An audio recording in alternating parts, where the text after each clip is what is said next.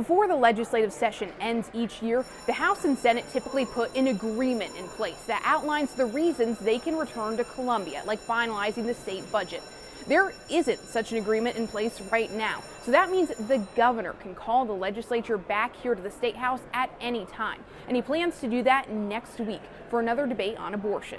We are going to come back next Tuesday, May 16th, and be prepared to be here as long as it takes. The House will be taking up a bill that bans most abortions after around 6 weeks, the time opponents argue before many women even know they're pregnant. It would allow for limited exceptions for the mother's life, sexual assault victims, and fatal fetal anomalies. The Senate already passed this bill, so if it passes the House, senators will likely be back in 2 weeks to decide if they'll agree to any changes the House makes and send the bill to the governor, or if they'll try to work out a compromise. Republicans hold a supermajority in the House, but Democrats are already planning to put up a fight. This week, the 8 female Democratic representatives carried in more than 1,000 amendments they say they've already drafted on the bill. On Thursday, before debate even began, House Republicans voted to cut off any additional amendments from being filed and limit how much time they can debate them and the bill as a whole. Speaker of the House Merle Smith told members they won't leave until they're finished. We are not going to be breaking,